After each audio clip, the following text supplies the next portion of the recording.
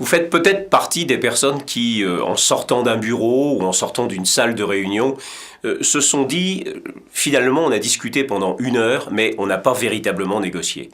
Je crois que la première des choses déjà, c'est de s'entendre sur ce que veut dire négocier. Qu'est-ce que ça veut dire être en négociation dans la vie de tous les jours? Il faut, je crois, pour négocier, réunir un certain nombre de conditions. D'abord, la première des conditions pour négocier, c'est qu'il faut qu'il y ait un objet de négociation. De quoi s'agit-il? Qu'est-ce qui, entre nous, fait négociation? Deuxième chose, il faut au moins 2 protagonistes. 3 éventuellement, plus aussi bien sûr, mais 2 protagonistes puisque la négociation, c'est aboutir ensemble à un accord, à un résultat.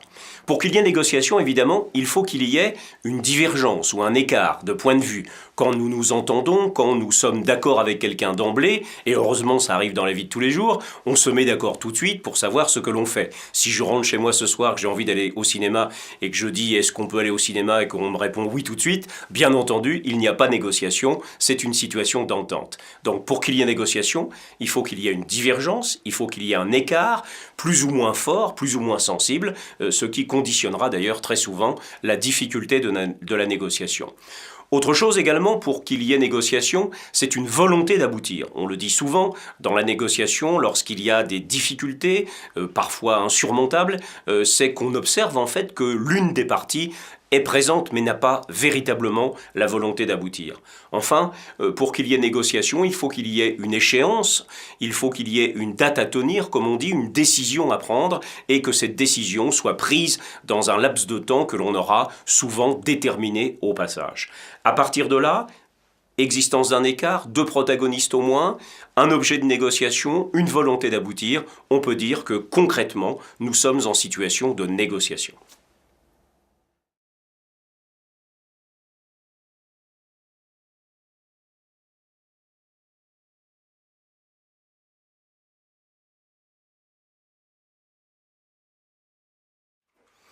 Pour qu'il y ait négociation, il faut qu'il y ait un travail de préparation. Et on peut dire que dans la négociation, quand on réussit, on a déjà souvent, en particulier dans la partie préparation, fait ce qu'il fallait pour créer les conditions du succès. On sait aussi que lorsque la négociation malencontreusement fait l'objet d'un manque trop réel de préparation, ça coûte cher. Ça coûte cher d'abord sur le plan du temps, parce que lorsque des négociateurs ne sont pas préparés, on s'aperçoit qu'en général, ils avancent beaucoup moins vite dans la négociation. Ça veut dire aussi que lorsqu'il n'y a pas eu de préparation, on manque d'éléments, on manque d'arguments, et les conséquences évidemment sont dommageables dans la manière dont on va faire avancer la négociation. Alors qu'est-ce que ça veut dire se préparer dans une négociation? Là, on va aborder en quelque sorte la face cachée, la coulisse de la négociation, ce qui est en amont, ce qui ne se voit pas, mais ce qui va se ressentir évidemment au cours de la négociation. Alors on peut partir d'une sorte de checklist de points clés, un peu comme si on allait porter sa voiture en révision et qu'il y a un certain nombre de points que l'on va checker pour savoir si le véhicule est en parfait état. On pourrait dire que dans la négociation, il en va de même. J'ai un certain nombre de choses à regarder précisément avant d'aller négocier. Et très souvent, les gens se contentent de lire un dossier. Peut-être ça vous est arrivé d'avoir eu le sentiment d'avoir relu, potassé de façon sérieuse les documents dont vous avez besoin avant d'aller voir négocier. Et puis finalement, eh bien, ça ne suffit pas, ça n'était pas suffisant manifestement de relire simplement le dossier. Donc il y a d'autres choses à faire.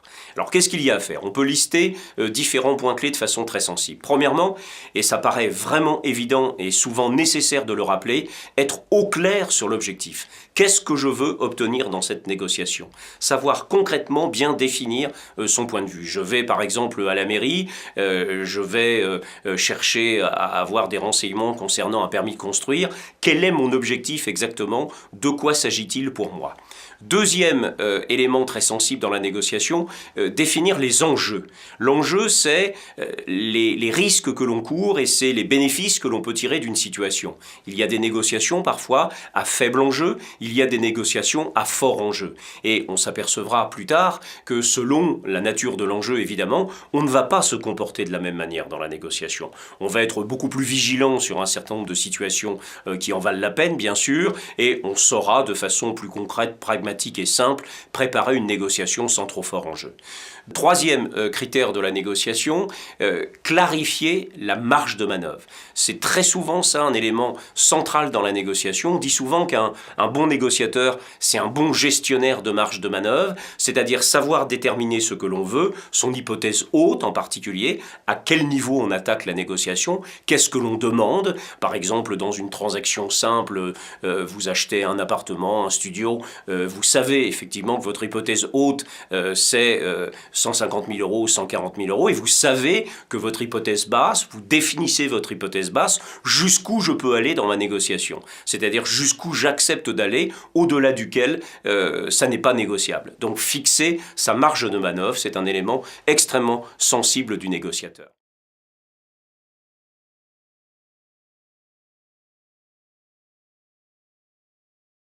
Quatrième critère de la négociation, de la préparation de la négociation, estimer le rapport de force. Le rapport de force, ça veut dire dans quelle situation j'estime être par rapport à mon interlocuteur. Est-ce que je suis dans une position favorable ou est-ce que je suis dans une position défavorable? Par exemple, des négociations de litige ou lorsqu'il y a un malentendu ou lorsqu'il y a une réclamation, lorsqu'on est en posture de réclamation, par exemple, on est rarement dans une situation forcément très confortable.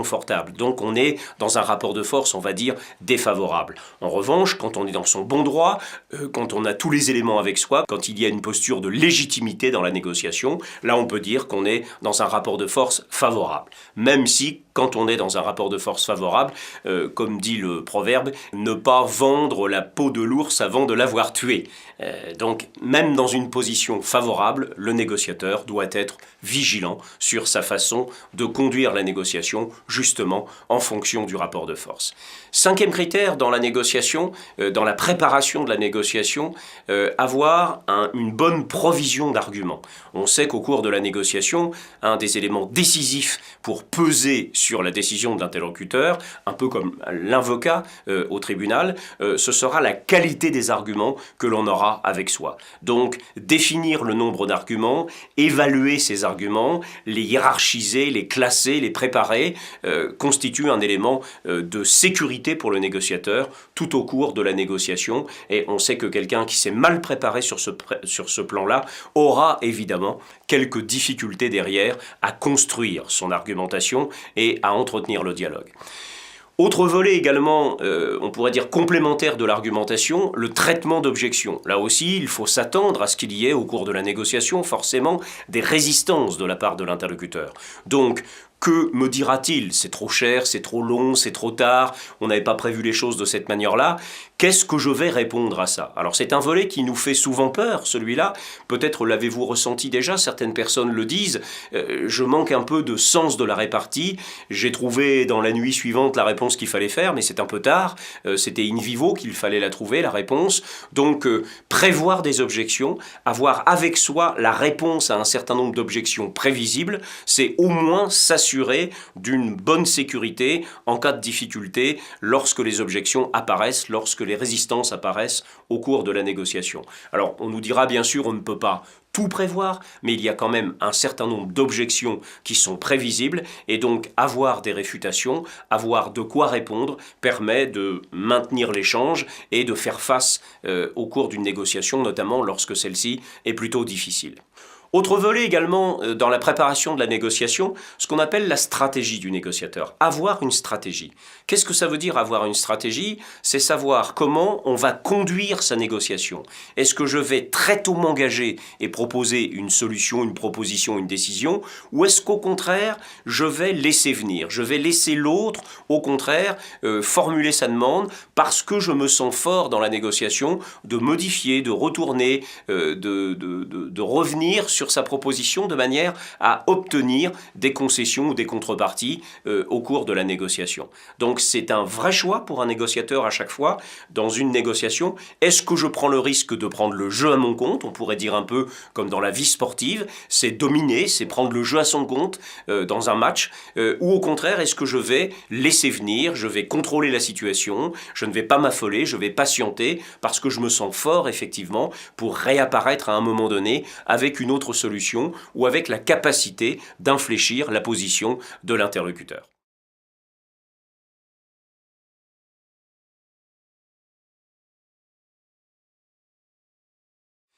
En matière de préparation également, on pourrait ajouter des éléments extrêmement concrets.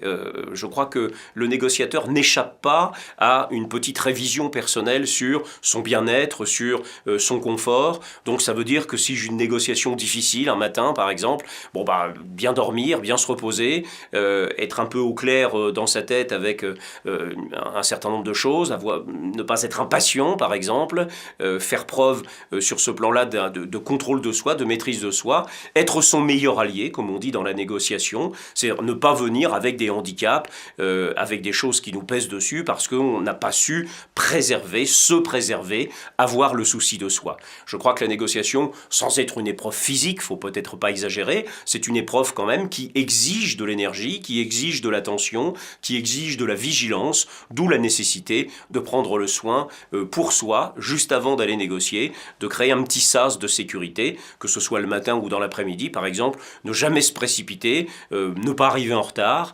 ce serait venir avec un handicap par rapport à l'interlocuteur. Donc la négociation, c'est une épreuve, qu'on le veuille ou non, parfois elle est difficile, parfois elle est plus facile, tant mieux, mais il y a quelque chose qui relève d'une discipline personnelle aussi dans la négociation.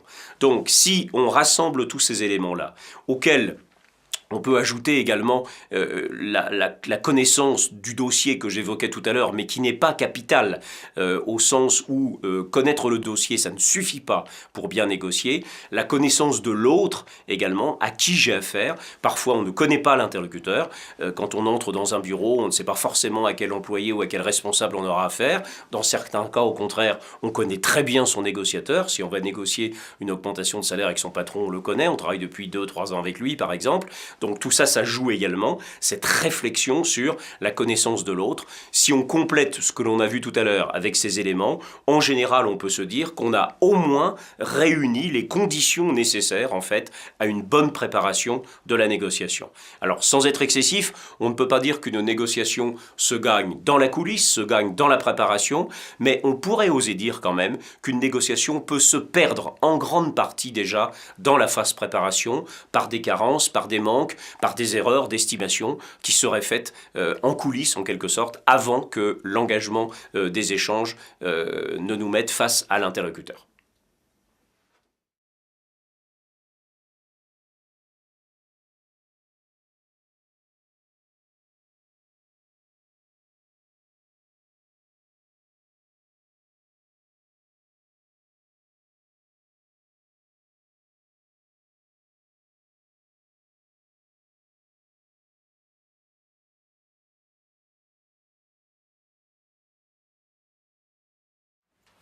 Vous êtes peut-être déjà sorti d'une négociation en ayant l'impression d'avoir participé à une discussion à bâton rompu. Une discussion sans fin, peut-être très intéressante d'ailleurs, dans laquelle vous-même et vos interlocuteurs ont été amenés à argumenter, à discuter, à faire valoir leur point de vue, à réfuter.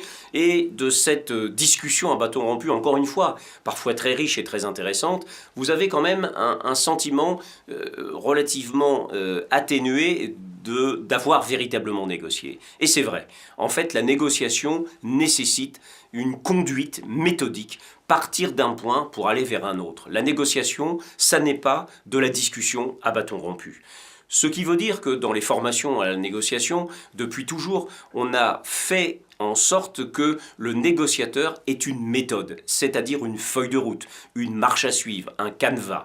Autrement dit, qu'il avance selon des étapes. Et on peut regrouper ces différentes étapes en 4 grandes parties. qu'on appellera les 4 C de la négociation. D'abord une première phase qu'on va appeler phase contact, l'entrée en matière, l'amorce en quelque sorte, ce qu'on appelait à une certaine époque les 3 premières minutes, qui parfois peuvent durer 15 secondes, voire 10 minutes, un quart d'heure, et qui constituent l'entrée en matière. Alors, dans certaines négociations, par exemple quand il y a litige, quand il y a réclamation, quand il y a un contexte un peu conflictuel, le démarrage souvent est difficile. Ou lorsque l'on va voir quelqu'un qu'on ne connaît pas, on percute l'inconnu, et le démarrage, lui aussi, l'amorce, elle aussi, peut créer des sentiments un petit peu d'instabilité, voire une émotion assez perceptible. On n'est pas forcément très à l'aise dans ces 3 premières minutes. De quoi sont-elles faites ces 3 premières minutes? On peut dire 3 choses d'une façon simple. D'abord des convenances, l'accueil, la manière de dire bonjour, ce qui n'est pas neutre déjà, ce qui crée un certain climat. On peut être assez formel, solennel dans sa manière d'accueillir l'autre. On peut être aussi très convivial, très familier, très direct. On enseigne depuis quelques années une certaine sobriété, c'est-à-dire être assez lisse, ce que Carl Rogers appelait la sympathie froide, c'est-à-dire un contexte un petit peu classique et connu chez les diplomates, où on ne laisse trop rien passer de ses sentiments. C'est l'accueil, ce sont les convenances, ce sont les salutations, manière de dire bonjour, manière de serrer la main par exemple. On a montré que dans la façon de serrer la main, on fait déjà passer quelque chose de son comportement de négociateur. Quelqu'un qui serre la main, ce qu'on appelle un peu poisson mort, donne un sentiment un peu d'indifférence, de dépendance, alors que quelqu'un qui a une poignée de main presque karatéka, énergique, forte, crée déjà un peu un sentiment de domination. Donc on peut dire que dès la poignée de main, on est capable d'identifier parfois chez son interlocuteur une certaine façon déjà de ressentir la relation, donc la négociation. Deuxième élément de la phase contact, les rituels presque incontournables. Ce sont les petites phrases courantes, l'attention à autrui, comment allez-vous, comment ça va, la météo, les déplacements, vous êtes venu comment, en voiture, etc. Toutes ces petites choses qui permettent en général de créer du lien, de créer de la connivence d'entrée et qui permettent de parler de quelque chose qui n'est pas le sujet, mais qui permettent de créer la relation avec l'interlocuteur.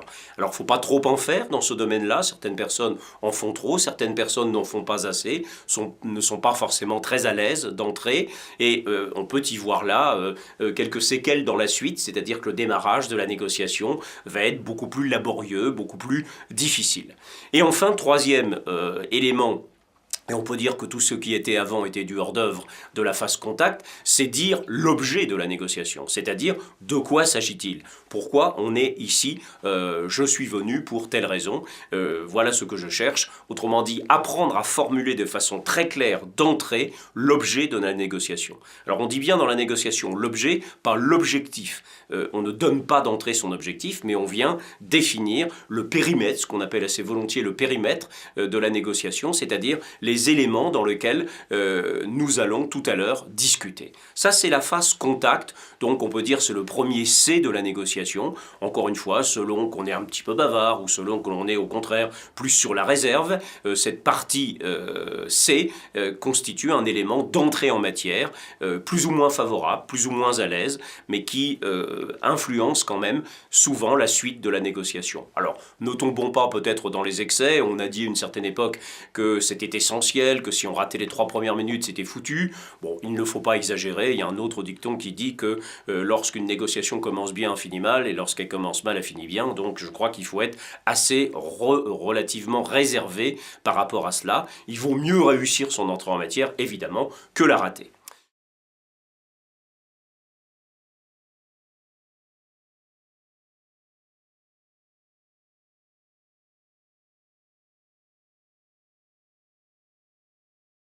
Première grande phase après l'entrée en matière, après ce premier C, qui est la deuxième étape en fait de la négociation, la phase consultation. Alors dans l'univers commercial, dans la relation client-fournisseur, quand vous êtes acheteur, quand vous êtes vendeur de quelque chose, ou dans la vie en général lorsque vous allez voir un négociateur pour obtenir une décision sur quelque chose, c'est la phase découverte, c'est la phase consultation. Autrement dit, c'est une phase pendant laquelle on va collecter de l'information et chercher à comprendre la position de l'interlocuteur. Autrement dit, pendant cette phase-là, c'est une phase d'écoute, c'est une phase de questionnement, c'est une phase dans laquelle on va chercher à comprendre, on va investir dans les questions, on va investir dans l'écoute, c'est-à-dire toutes choses qui ne sont pas naturelles. Très souvent, on dit que cette phase-là, elle est malheureusement escamotée, elle est faite trop rapidement, on ne prend pas assez de soin pour elle, parce que trop tôt et trop vite, souvent, on a envie d'en venir aux propositions que l'on a à faire ou que l'on voudrait entendre. Donc, un des conseils que l'on donne aux négociateurs, c'est de faire en sorte que cette phase de consultation soit vraiment préservée, soit vraiment valorisée, qu'elle soit réciproque si possible, et qu'on passe d'abord du temps à chercher à comprendre quels sont les besoins, quelles sont les attentes, quels sont les éléments dont on a la nécessité de les réunir si on veut augmenter nos chances d'aboutir dans la négociation. Donc cette phase consultation, qu'on appelle encore une fois phase découverte souvent dans les relations commerciales, à bon escient d'ailleurs, je crois que le terme de découverte dit bien ce qu'il veut dire, il s'agit de se découvrir mutuellement. On entend trop souvent des négociateurs, y compris dans la négociation sociale par exemple, se plaindre après coup, lorsque la négociation a été très difficile, voire lorsqu'elle n'a pas abouti, qu'on n'a pas assez consulté, qu'il n'y a pas eu assez de consultation. Et ça se paie souvent très cher. On peut dire même dans les relations de la vie de tous les jours, dans les relations familiales, on va trop vite parfois une solution, si on discute de savoir où est-ce qu'on va en vacances par exemple, on va trop vite à des propositions avant justement de questionner, d'interroger, de chercher ensemble à voir quels sont les éléments dont on a besoin pour avancer sérieusement dans la négociation et ne serait-ce par exemple que pour entendre la position de l'interlocuteur, ça m'aidera tout à l'heure à mieux argumenter ma proposition si j'ai compris par exemple que la préoccupation de l'interlocuteur, si c'est un choix par exemple de vacances, c'est plutôt de se reposer, plutôt de passer du temps tranquille ou au contraire de tout visiter. Il est clair que selon la logique de l'autre, j'aurai tout à l'heure plus d'arguments adaptés si j'ai bien consulté plutôt que si je n'ai pas consulté. Donc la phase consultation, c'est une vraie phase à part entière qui se termine si possible par une phase de reformulation. C'est bien vu évidemment au terme de cette phase de consultation qui peut durer 5 minutes, 10 minutes, un quart d'heure, une demi-heure, selon les circonstances et selon l'importance évidemment de l'objet de la négociation, de se terminer par une phase simple de reformulation où l'un des deux protagonistes reprend l'initiative en disant par exemple de tout ce qu'on vient de voir, moi je retiens 3 choses et à partir de là de tenter de valider cet accord avec l'interlocuteur. Bien réussir sa phase consultation, c'est engager la négociation sur des bases saines, où on a mis en commun ensemble un certain nombre de choses, où on a rassemblé des éléments, où on a fait l'effort de prendre en compte l'autre, on a fait preuve d'empathie, on a cultivé l'écoute avant d'avoir la confrontation et les propositions. Donc cette phase consultation, on pourrait dire presque, elle a une fonction un peu hygiénique par rapport à la négociation, dans le sens où elle nettoie un peu la relation, elle la crée d'entrée, et elle permet d'avancer de façon sérieuse ensuite sur les propositions.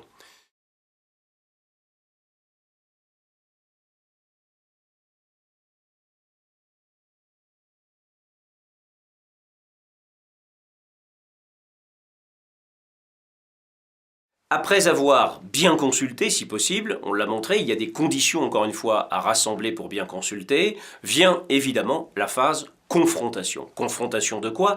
Confrontation des propositions et des idées. Autrement dit, on entre dans le vif du sujet. Souvent, les gens qui aiment bien négocier aiment évidemment cette partie-là, dans le sens où c'est celle où il va falloir argumenter sa proposition, mettre en avant ses idées, faire valoir ses objections. Autrement dit, accepter le fait de confronter, discuter, échanger, partager. C'est là aussi, évidemment, que dans cette phase, on s'appuie beaucoup sur son expertise, sa connaissance du sujet, sur la préparation qu'on a fait en amont. C'est un petit peu, on pourrait dire, après la consultation qui est l'analogie avec le médecin, on pourrait dire la phase de confrontation, c'est l'analogie avec l'avocat. Autrement dit, maintenant, il va falloir non plus chercher à comprendre, mais maintenant chercher à convaincre. Ce troisième C de la négociation, c'est chercher à convaincre. Et les ressorts de l'argumentation ne sont pas les mêmes que les ressorts de la consultation.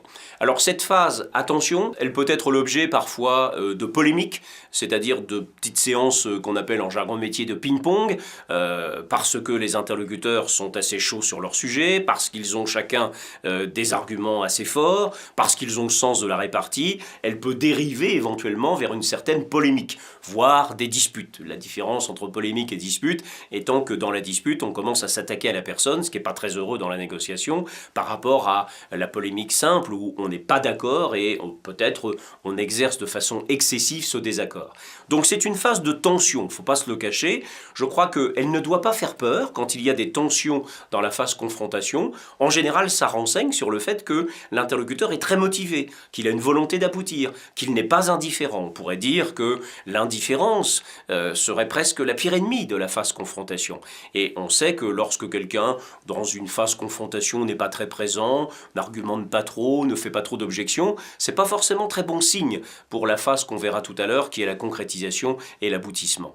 Donc la phase confrontation, je crois que chacun la vit à sa manière, de façon un peu effervescente parfois, un peu dynamique, un peu tonique dans certains cas, quand il y a beaucoup d'engagement de la part des acteurs autour de la table de la négociation, où elle peut être vécue de façon plus sereine, de façon plus maîtrisée, de façon plus contrôlée, chez des gens qui souhaitent effectivement maintenir un échange dans des conditions beaucoup plus favorables. Donc confronter, accepter de confronter.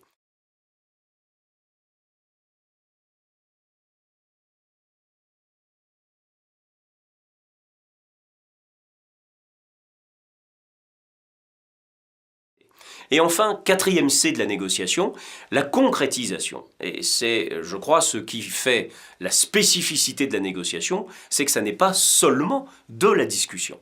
La négociation, c'est oser aller jusqu'à la concrétisation. Alors, qu'est-ce que ça veut dire concrétiser? Ça veut dire qu'à un moment donné, on discute, on discute, on discute. Il y a quelqu'un qui, à un moment donné, va faire basculer la négociation dans la phase décisive qui est la concrétisation. Qu'est-ce que ça veut dire? Ça veut dire qu'on va transformer la parole en acte. Et c'est quelqu'un, par exemple, qui va dire à un moment donné, bon, bah écoutez, de tout ce qu'on vient de voir, moi je retiens ça, mais ce que je vous propose, c'est telle chose. Autrement dit, je vais proposer à un moment donné, je vais passer de la parole à la proposition. Et cette prise d'initiative-là, évidemment, est capitale. Et chez certaines personnes, quand on en parle parfois, vous l'avez peut-être ressenti, on s'investit trop dans la confrontation, on a l'impression qu'il n'y a plus forcément nécessité d'aboutir, et dans ce cas-là, la négociation, bah, malheureusement, se termine souvent par il faut qu'on réfléchisse, il faut qu'on revienne sur le sujet, il faut qu'on en reparle une autre fois. Oser aller à la concrétisation, c'est tenter d'aller à la convergence, comme nous disons en négociation, parce que la négociation a besoin d'une décision, donc il faut décider. Et ce passage à la concrétisation n'est pas forcément le fait des deux personnes, c'est le fait d'une des personnes qui la provoque. Et on a en général tendance à conseiller à ce que la prise d'initiative soit effectivement du fait de la personne qui a envie le plus d'aboutir, puisque on s'est aperçu que lorsqu'il y a prise d'initiative dans la concrétisation, on a plus de chances d'aboutir à un résultat proche de ses propres intérêts. Donc tout va dans le sens, effectivement, d'inciter ou d'amener un négociateur le mieux possible dans les conditions de la concrétisation.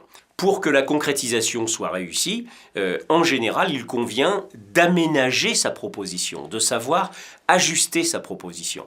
Donc, en dehors de la prise d'initiative, premier élément capital pour concrétiser. Deuxième élément capital, c'est ajuster, modifier, faire des concessions, faire des contreparties, c'est-à-dire faire en sorte que la proposition finale soit perçue par le négociateur qui est en face de nous comme meilleure pour lui, pour nous, pour l'ensemble de la négociation que ce qui a été dit tout à l'heure. Autrement dit, on ne peut finir que sur un ton positif et favorable dans la négociation. Le but du négociateur dans la phase concrétisation, c'est de montrer qu'il a la volonté et qu'il est capable de proposer une amélioration de ce qui a été au début discuté. Donc chercher à enrichir, chercher à aller vers une solution qu'on a souvent qualifiée à juste titre de gagnant-gagnant, de win-win dans la négociation, d'amélioration de la décision finale, est en général le bon sens de la concrétisation. Alors cette concrétisation évidemment peut être laborieuse parfois, il peut y avoir des réticences, on peut tomber sur un négociateur qui cherche à obtenir toujours plus, un maximum, ce qui rend la négociation parfois extrêmement fastidieuse et difficile pour l'aboutissement final, mais c'est quelque chose qui est de l'ordre du risque permanent dans la négociation. Je crois qu'il faut aussi cultiver le sens du raisonnable dans la phase concrétisation et bien savoir entre guillemets, vendre sa concrétisation, montrer à quelqu'un que le résultat auquel on aboutit présente des profits mutuels, des avantages pour l'autre, des avantages pour soi, et qu'à un moment donné, il convient évidemment de faire la photo en quelque sorte, c'est-à-dire d'accepter le principe de la négociation. Et il y a des gens qui se plaignent parfois dans la vie de tous les jours, une dame qui nous disait il n'y a pas très longtemps par exemple que depuis une vingtaine d'années elle cherche à acheter une résidence secondaire à son mari, ils ont été déjà 3 fois chez le notaire, à chaque fois ça échoue parce qu'à l'arrivée il y a toujours quelque chose qui ne va pas, il y a toujours une concession qui n'est pas faite, il y a toujours un point qui est négatif, il y a tout, etc. Donc on peut dire que les gens qui ont une certaine conception idéalisée d'une solution, ils ont beaucoup de soucis en négociation parce que négocier c'est quand même quelque part faire preuve de pragmatisme, c'est faire preuve d'esprit raisonnable et de comprendre qu'il faut faire la part des choses. Il y a des choses qui me conviennent, j'estime à ce titre-là que ça me suffit, même si je suis conscient qu'il y a 1 ou 2 points qui restent évidemment ou bien négatifs ou bien acceptables ou tolérables. Donc je pense que l'esprit de la négociation dans la phase concrétisation, c'est quand même beaucoup de réalisme.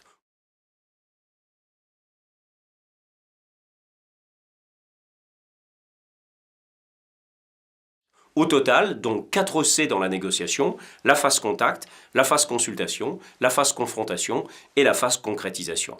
Être maître de la négociation, c'est faire évoluer la négociation à travers ces 4 phases-là.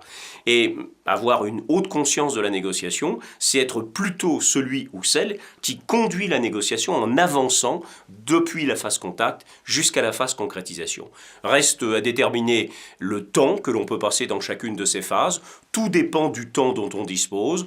Les conseils que l'on peut donner aujourd'hui, c'est augmenter peut-être le temps de la phase consultation. C'est un bon investissement parce que plus on a pris de précautions pour chercher à comprendre, à collecter de l'info, à écouter la position de l'interlocuteur, plus ce temps investi là, en général, se retrouve dans la phase confrontation qui est moins laborieuse, qui est moins difficile, parce qu'on sait à qui on s'adresse, parce qu'on utilise les meilleurs arguments et que dans ces conditions-là, on se crée des conditions beaucoup plus favorables pour aboutir dans la phase concrétisation.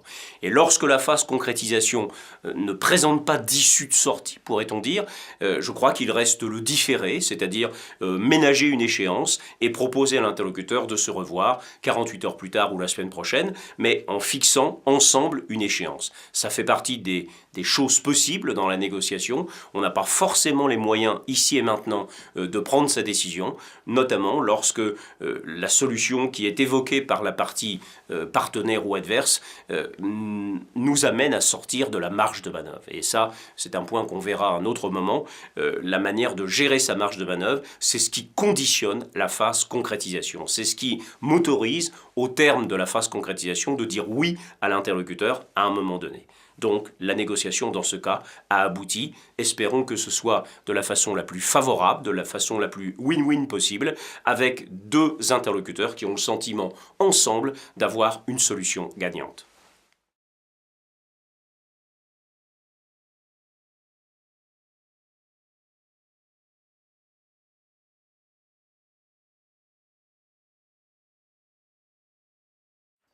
Un des aspects de la préparation qui conditionne largement le succès de la négociation, on l'a dit, c'est la gestion de la marge de manœuvre. Comment on gère sa marge de manœuvre? Alors, qu'est-ce qu'on entend par gestion de la marge de manœuvre?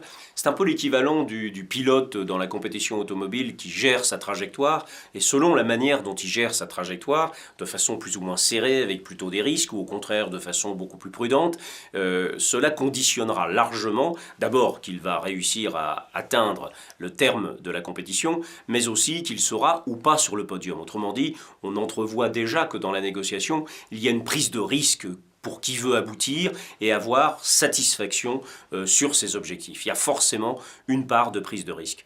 D'où l'idée que la gestion de la marge de manœuvre est une pièce essentielle dans la préparation d'une négociation. Alors qu'est-ce que ça veut dire gérer sa marge de manœuvre? Ça veut dire fixer D'abord, l'hypothèse haute. À quelle hauteur on va attaquer sa négociation? C'est-à-dire, qu'est-ce que je vais demander? On voit cela de façon assez sensible dans le domaine de l'augmentation de salaire, par exemple. Quelqu'un va voir son patron à la fin de l'année, ça fait 3 ans qu'il travaille dans cette société, et il a des ambitions, il a des objectifs, il a envie de faire évoluer son poste et sa fonction, et à un moment donné viendra forcément l'objet proprement dit de la démarche, qui est la demande d'augmentation. Autrement dit, à quelle hauteur, dans ma tête, je me dis, je vais fixer ma demande. Ça, c'est ce que l'on appelle dans la négociation l'hypothèse haute, ce que je voudrais obtenir, ce que je souhaite. Alors, c'est quelque chose qui doit être raisonnable, qui doit être réfléchi, qui doit être un progrès par rapport à ce que l'on veut, et qui, parce que c'est demandé, ne sera pas forcément obtenu. L'hypothèse haute, c'est la manière de démarrer sa négociation à un certain niveau, comme dans une transaction immobilière, par exemple. Je cherche effectivement à obtenir mon meilleur prix. À côté de cette notion d'hypothèse haute, qu'on appelle HH, il y a la possibilité d'un jeu en HHH, hypothèse hyper haute, dite tactique du bluff, poker, on appelle ça en jargon de métier os à ronger, c'est-à-dire des gens qui délibérément mettent la barre très très haut, avec tous les avantages et tous les risques que cela peut comporter. Risque en particulier d'une rupture immédiate, de quelqu'un qui nous dise « non, je suis pas d'accord, c'est pas la peine, moi je discute pas sur ces bases-là, etc. » Alors à quoi ça sert de jouer en HHH, en hypothèse hyper haute?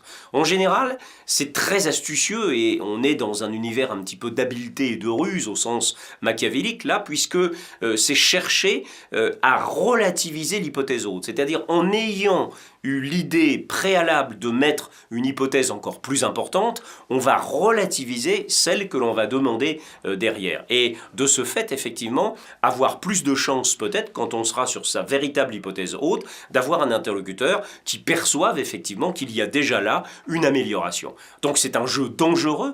Machiavel parlait de la tactique du pire, quand un prince lui demandait conseil parce qu'il avait une mauvaise nouvelle annoncée à son peuple. En général, Machiavel conseillait toujours le pire. S'il voulait augmenter les impôts de 10%, ce qui est déjà beaucoup, Machiavel lui conseillait de parler de 25%. Et évidemment, le prince s'affolait et Machiavel lui disait « mais non, prince, ne vous affolez pas, annoncez le pire ». Et en annonçant le pire, 3 semaines plus tard, quand il annonçait la vraie nouvelle, que disait le peuple? « Merci, prince, on a échappé au pire ».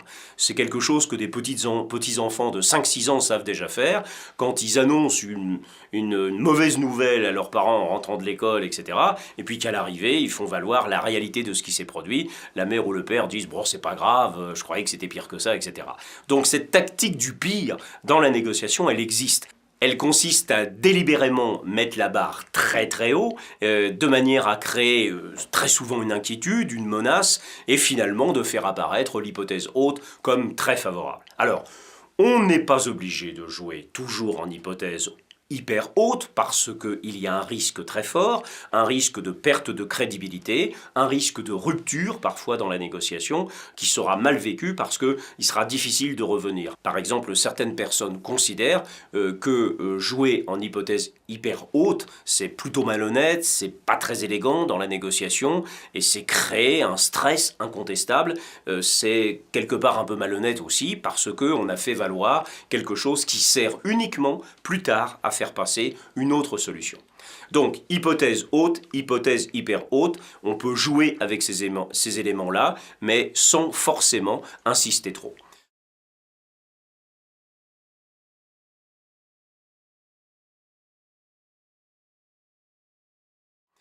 L'hypothèse basse. L'hypothèse basse, c'est savoir jusqu'où on peut aller. Et là, l'hypothèse basse, évidemment, c'est beaucoup plus chaud. On pourrait faire un peu l'analogie avec le parapet. Au-delà, on tombe.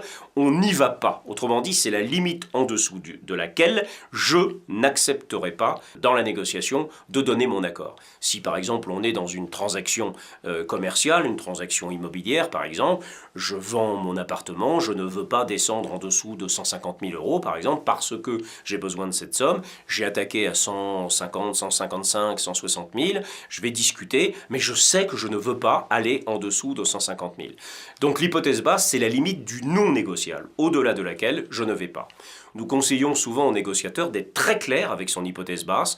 Quand un négociateur n'est pas au clair avec l'hypothèse basse, il se fragilise beaucoup, il se met en situation d'inquiétude parce qu'il ne sait pas jusqu'où il peut aller, et à partir de ce moment-là, il n'est pas tranquille dans la négociation, il n'a pas une vision claire de sa négociation, il ne sait pas pouvoir décider en présence de l'interlocuteur, et ça peut être évidemment très dommageable dans la négociation. Quatrième notion dans la gestion de la marge de manœuvre, l'hypothèse de repli.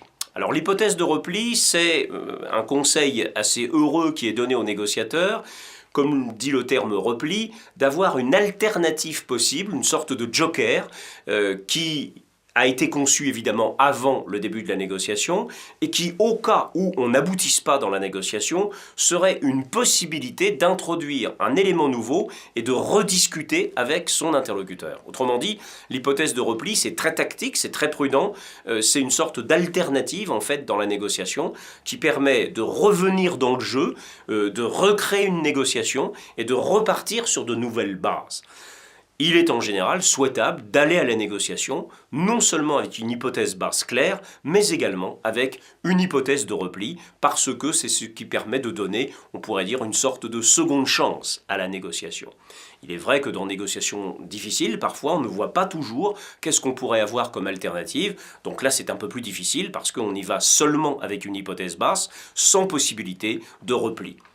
On tient cela de l'univers un peu militaire, la stratégie de repli, qui en général convient parfaitement aux stratèges qui ont le sens de l'offensive et qui disent on ne peut attaquer, on ne peut s'engager que si clairement on a une hypothèse de repli qui donne une certaine sécurité.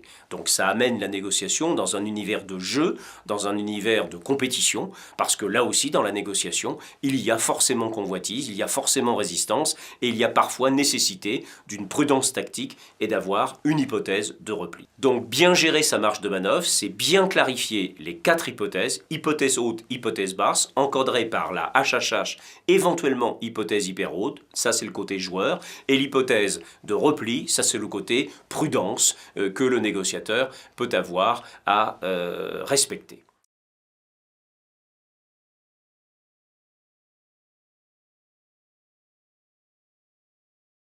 À l'intérieur de la marge de manœuvre, maintenant, quand on a sorti son hypothèse haute, quand on a fait sa demande, avant d'aller à l'hypothèse basse, bien entendu, il y a d'autres possibilités de modifier sa position. Et là, on entre dans le double jeu, avec le double levier, en fait, des concessions et des contreparties. Alors, qu'est-ce que c'est faire une concession? C'est céder unilatéralement quelque chose. Par exemple, je présente un projet à quelqu'un. Au passage, ça permet de rappeler d'ailleurs que la gestion de la marge de manœuvre, c'est pas forcément toujours financier, c'est pas toujours de l'argent, ça peut être des délais, par exemple. J'ai proposé de démarrer le projet le 15 septembre et mon interlocuteur me dit « Mais non, mais nous, on sera pas prêts, c'est trop tôt, tout ça, etc. » Bon, j'insiste encore, j'argumente, je lui explique par exemple que démarrer le 15 septembre, ça offre de grande garantie de finir avant la fin de l'année, ce à quoi il était lui-même sensible. Bon, néanmoins, il confirme à nouveau, et j'ai pourtant insisté, qu'il ne peut pas démarrer le 15 septembre. Donc, dans ces conditions-là, je lui dis, bon, bah écoutez, 15 jours de plus, on peut démarrer le 1er octobre, mais c'est ma dernière proposition. Là, je fais ce qu'on appelle une concession, c'est-à-dire unilatéralement, je prends dans mes allocations de ressources, je cède quelque chose et je le donne à l'interlocuteur. Ça, c'est une concession. Si on ne fait pas de concession, on peut faire des contreparties. Alors la contrepartie, en général, a souvent meilleure presse, à juste titre, que la concession, parce que comme son nom l'indique, la contrepartie, c'est échanger réciproquement quelque chose. C'est par exemple dire à quelqu'un, dans une négociation, une transaction commerciale, bon bah écoutez, je veux bien effectivement maintenir mon prix, mais à ce moment-là, vous signez le contrat pour 2 ans au lieu d'1 an. Autrement dit, là, je fais une contrepartie. Je maintiens mon prix, ce qui n'était pas effectivement mon souhait, mais en revanche, j'espère en contrepartie avoir une signature pour 2 années. c'est le jeu des contreparties. Et la contrepartie, évidemment, qui suppose la réciprocité, est un moyen, en général dans la négociation, d'obtenir des résultats à moindre coût. Mais dans la négociation, je crois qu'il faut quand même revaloriser la concession. On peut faire des concessions, il ne faut pas vivre ça comme une défaite, il ne faut pas vivre ça comme un échec, la concession. C'est se rapprocher de l'interlocuteur. Peut-être vous l'avez entendu d'ailleurs dans la négociation sociale, dans la presse, on voit que le terme concession a été remplacé de plus en plus par le mot avancée. On a fait une avancée, c'est bien la preuve que dans l'idée de faire une concession, c'est comme si on se rapprochait de la position de l'interlocuteur plutôt que de mettre en avant que nous-mêmes on a reculé sur notre proposition. Donc le négociateur en fait dispose de deux leviers à l'intérieur de l'hypothèse haute et de l'hypothèse basse, deux leviers, ou bien agir sur des concessions, faire quelques concessions, ou bien agir sur les contreparties, c'est-à-dire échanger mutuellement un certain nombre d'éléments de manière à améliorer la qualité du résultat. Il y a un bon sens pragmatique, on peut dire, de la gestion de la marge de manœuvre, très bon sens pragmatique, qui permet effectivement, à partir de ces deux valeurs limites, hypothèse haute et hypothèse basse, d'arriver à moduler, à modifier, à ajuster, et cela nous permet de conclure pour cette partie sur le fait que la négociation, c'est un travail d'ajustement, c'est un travail de rapprochement de l'interlocuteur, c'est une philosophie du rapprochement où on cherche le meilleur point de convergence entre les deux parties qui sont autour de la table. Et je crois que cette bonne culture de la négociation-là permet de dire qu'un bon négociateur, c'est un bon gestionnaire de marge de manœuvre.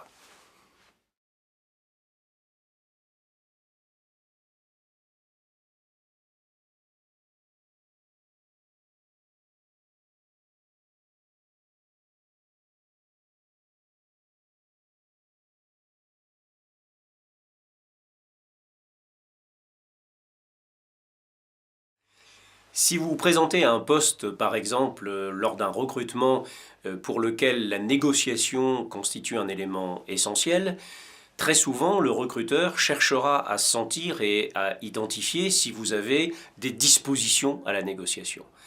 Donc nous-mêmes, en tant que spécialistes, on a souvent été sollicités pour identifier, en fait, quels sont les comportements favorables, les prédispositions favorables pour la négociation, ce qui permet, par la même occasion d'ailleurs, de mettre le doigt sur les contraintes ou sur les limites ou sur justement les difficultés comportementales qui s'opposeraient à un poste orienté vers la négociation. Alors, quels sont ces éléments de comportement que l'on retrouve régulièrement dans la négociation? D'abord, on peut dire qu'il fonctionne un peu par couple, et c'est en ce sens-là que c'est très difficile, parce que très souvent le négociateur a besoin de qualités comportementales qu'on pourrait presque qualifier duelles, voire même contradictoires. Je signalerais par exemple dans un premier temps à la fois faire preuve de fermeté et en même temps d'ouverture. En effet, un négociateur doit savoir rester ferme sur des positions, mais en même temps être capable d'ouverture, entendre la différence, entendre des choses qui sont parfois dures pour lui entendre, les accepter, faire preuve de tolérance, ça c'est l'ouverture, mais en même temps, encore une fois, être capable de maintenir le cap, être capable d'avoir une fermeté sur certaines demandes ou sur certaines exigences. Donc, fermeté et ouverture.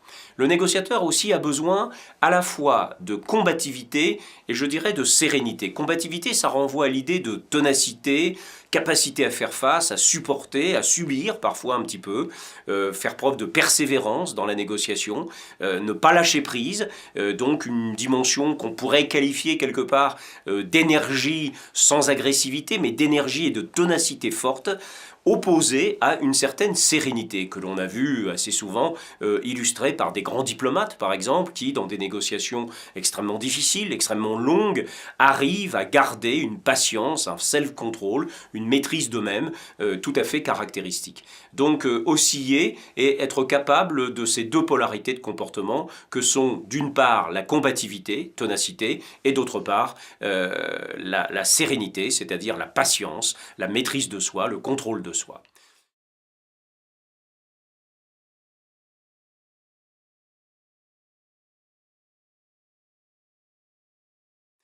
Ce dont le négociateur aussi a besoin, c'est d'une certaine audace, capacité à oser, capacité à surprendre parfois. Et l'audace, c'est aussi quelque chose qu'on retrouve dans le fait de ne pas avoir peur d'affronter des situations difficiles, de ne pas avoir peur d'affronter des situations dans lesquelles l'interlocuteur a une position de force.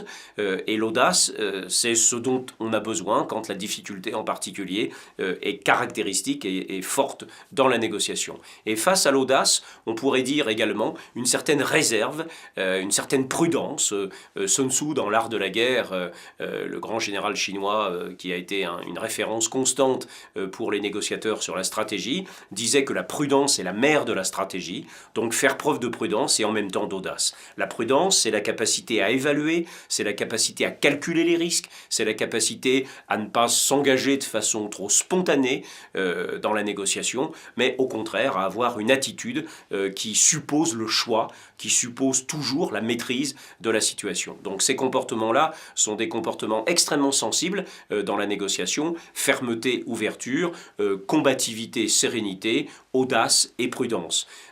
Encore une fois, mêlés de cette manière, c'est-à-dire de façon assez duelle et contradictoire, ça veut dire forte exigence pour le négociateur au plan du comportement, et très souvent les gens qui sont ce qu'on appelle un petit peu trop caractériels, trop monochrones, c'est-à-dire qui ont une tendance marquée trop forte, sans capacité d'aller sur le registre contraire, ont des soucis en négociation.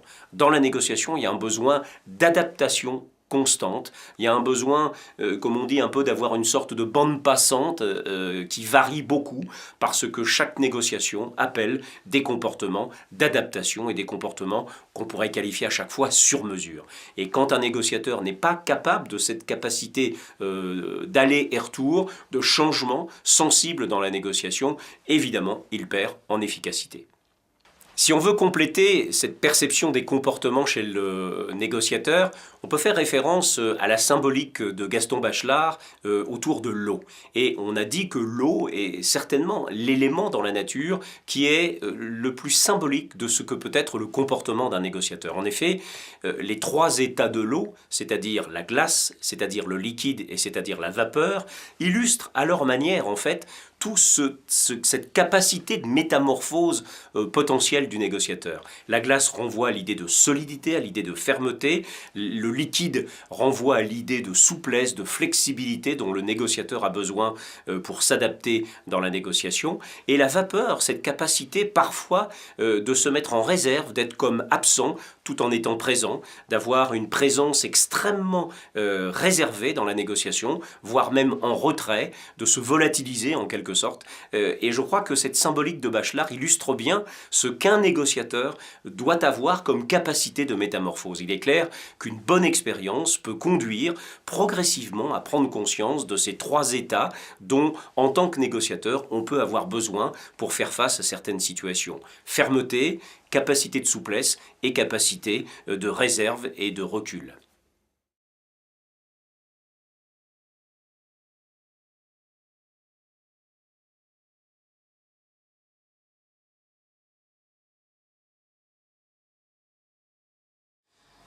Quand vous allez engager une négociation, un peu à l'instar d'un joueur dans un sport collectif de balle comme le rugby ou le football, vous allez engager la partie. Et pour engager la partie, ou bien vous prenez le jeu à votre compte, c'est-à-dire vous cherchez à dominer le jeu, ou bien au contraire, vous reculez, vous laissez venir, de manière ensuite à contourner la partie adverse. S'agissant de la négociation, les travaux de Sun Tzu dans l'art de la guerre, il y a 2500 ans, le général et stratège chinois, on retrouve en fait les mêmes conseils, la même problématique. Tout négociateur dans la négociation, comme à l'instar du footballeur qui met la balle au centre et qui engage, ou bien il choisit une stratégie d'attaque et d'engagement, ou bien au contraire une stratégie de laisser venir. Quand je suis en négociation, donc j'ai deux choix, j'ai deux possibilités.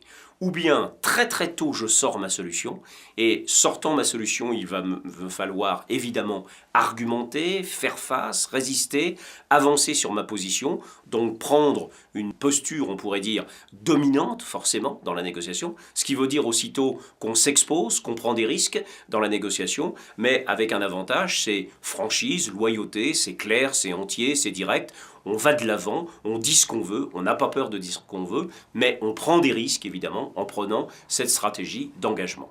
Deuxième stratégie possible, beaucoup plus engagée sur la prudence, sur le laisser-venir, sur le amnéa, où on ne parle pas de ce qu'on veut, on laisse l'interlocuteur dire ce qu'il va dire, dans le jeu ce sera laisser la balle en quelque sorte à l'adversaire, et progressivement chercher en fait à contre-attaquer, à trouver une contre-proposition, à contourner le jeu de l'autre. Et tout négociateur a forcément ce double choix à faire, et ce double choix il a un impact considérable sur le résultat, dans le sens où, par exemple, quand je ne suis pas dans une position de force dans la négociation, il est évidemment beaucoup plus recommandé de prendre une tactique d'attente, de laisser venir, de contournement, que de s'engager parce qu'on n'en a pas les moyens. C'est ce que fera un avocat, par exemple, lors d'un procès, ou bien il y a des éléments très sensibles dans le dossier, il a des arguments très forts, il y a des éléments de preuve et des éléments factuels qui vont l'encourager à bâtir sa plaidoirie de façon dominante, c'est-à-dire en prenant ses risques, en s'engageant, en mettant en avant des choses. Inversement, comme disent les avocats, quand il n'y a pas grand-chose dans le dossier, eh bien, il faut laisser la partie adverse, évidemment, plaider, mettre en avant ses arguments, en espérant trouver la faille, trouver l'ouverture, trouver un point qui permettra, effectivement, plus tard et tardivement parfois, de retourner la situation à son propre avantage. C'est la contre-proposition, c'est la contre-attaque, presque toujours avec un effet de surprise. Il faut beaucoup de patience, il faut beaucoup de contrôle de soi pour accepter cette stratégie-là.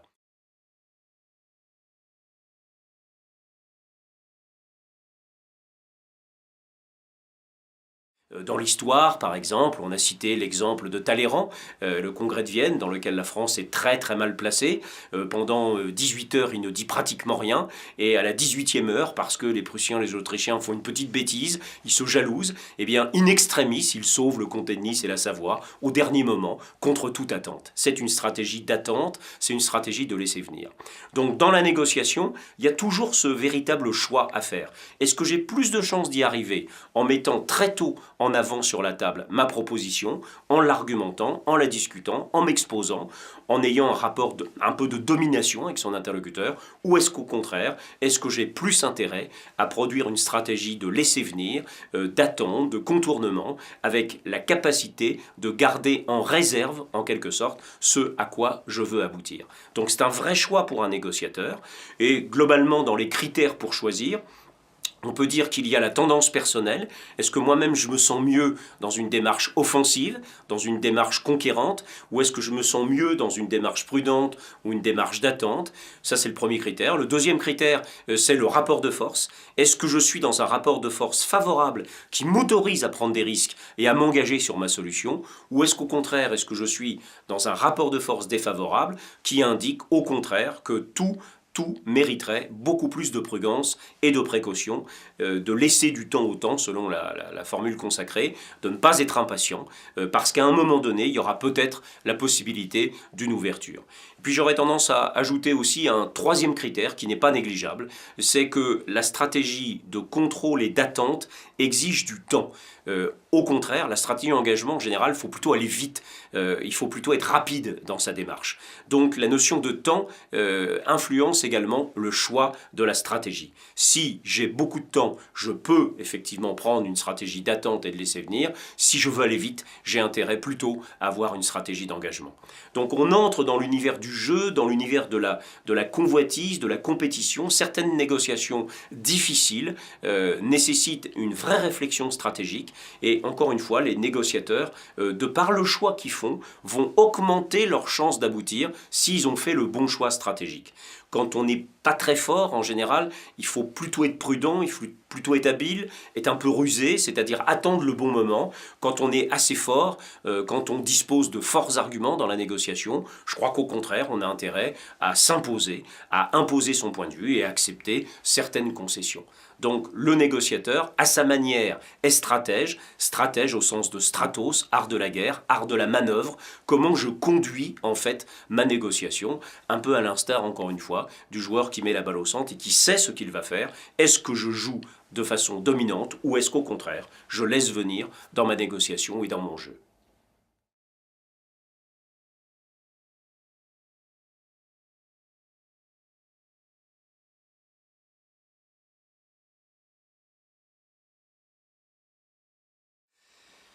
Négocier, c'est aboutir à un résultat. Je crois qu'il ne faut jamais l'oublier, c'est ce qui différencie d'ailleurs la négociation de la discussion. Il y a des gens parfois qui sont très à l'aise dans la discussion, mais qui pour autant ne sont pas des bons négociateurs. Telle personne, par exemple, qui dit quand je vais chez un commerçant acheter quelque chose avec mon mari, il discute beaucoup, il adore ça, avec des amis, tout ça, etc. Mais je l'emmène de moins en moins avec moi parce que il n'est pas bon négociateur. Et pourtant, il est très à l'aise dans la discussion. Donc c'est bien la différence que l'on fait entre savoir discuter et savoir négocier. Et savoir négocier, c'est aller à la concrétisation. Autrement dit, c'est pas chercher seulement à avoir raison, c'est chercher à aboutir à un accord. La notion de négociation, évidemment, est une notion très sensible puisque elle consiste à obtenir l'accord de l'autre. Ce n'est pas, encore une fois, chercher à avoir raison, c'est obtenir l'accord de l'autre. Donc c'est exercer une influence sur l'interlocuteur. Et ce sens de la concrétisation, c'est un sens très pragmatique de l'aboutissement et du résultat. Si on met 10 personnes autour de la table, ils peuvent se livrer une discussion, ma foi, très intéressante, avec des arguments, des objections, etc. Mais entrer dans la phase concrétisation, c'est accepter à un moment donné de dire à quoi on veut aboutir. Donc, négocier, c'est fabriquer un résultat, et fabriquer un résultat, c'est toujours forcément réducteur par rapport à la qualité de l'échange, de l'argumentation, de la discussion. C'est forcément à un moment donné transformer les paroles en actes. On aboutit en général dans la concrétisation à deux types de résultats. Un qui est courant, qui est classique, qu'on appelle compromis. Effectivement, le produit d'une négociation, c'est en général un compromis. Qu'est-ce que c'est qu'un compromis? On l'a vu dans la marge de manœuvre tout à l'heure, c'est avoir fait un certain nombre de concessions éventuellement, et c'est avoir accepté un certain nombre de contreparties. On pourrait dire que la négociation aboutit à une sorte de score. Par exemple, l'un des acteurs de la négociation a fait 2 concessions et l'autre a accepté une contrepartie. Donc le résultat global de la négociation, c'est ce compromis-là, c'est-à-dire le reflet de chaque effort fait par chacune des parties pour tenter de se rapprocher dans les meilleures conditions.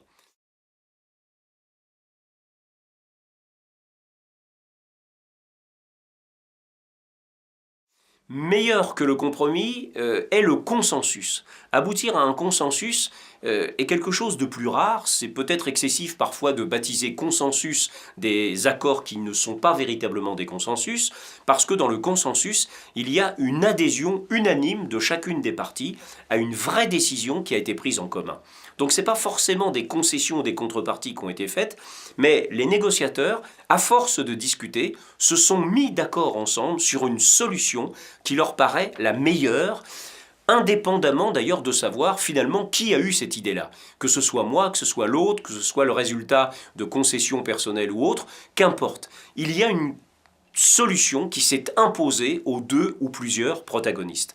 Ça veut dire qu'ils ont souvent, dans ces cas-là, orienter leurs négociations sur la recherche de critères, quels étaient leurs propres critères pour prendre leurs décisions, qu'est-ce qu'ils cherchaient véritablement à obtenir, et à un moment donné, une sorte de eureka, en quelque sorte, jaillit en disant « mais voilà, on peut faire ça, voilà la décision qui est la bonne ».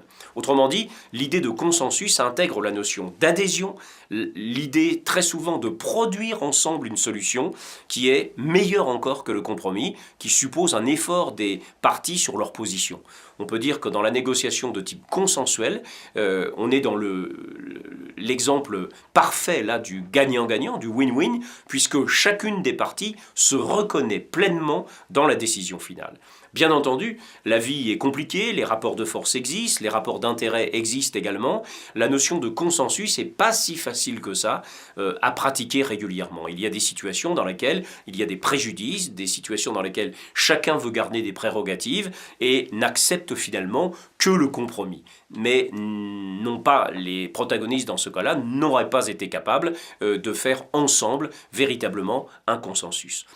Alors, quand on parle de concrétisation en négociation, je crois qu'il est obligatoire d'aborder, même si on ne le souhaite pas bien sûr, le risque de ne pas aboutir, c'est-à-dire d'aboutir à une situation de conflit, de désaccord. Alors, il y a une première forme de désaccord qui est tomber d'accord sur un désaccord. Je crois que ça, c'est un désaccord de type loyal, de type franc, où les négociateurs acceptent le principe que leurs positions ne sont pas compatibles. Et parce qu'elles ne sont pas compatibles, en toute clarté, en fait, ils se mettent d'accord pour ne pas signer un contrat, pour ne pas signer un accord, pour ne pas aller plus loin, éventuellement reprendre la négociation ultérieurement sous d'autres formes.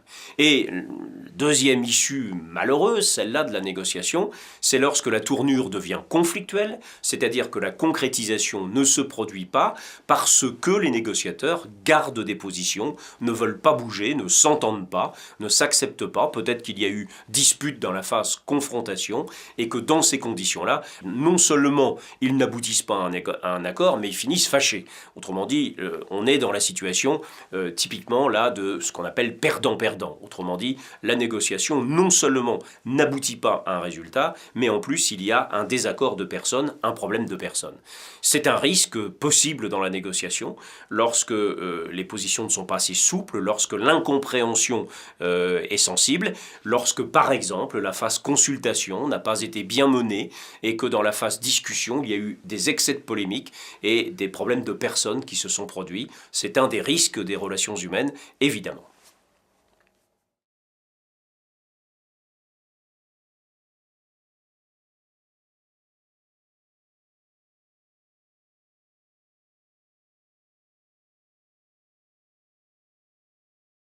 Vous avez sûrement compris que la négociation, ça n'est pas qu'une affaire de méthode, c'est aussi une affaire d'état d'esprit.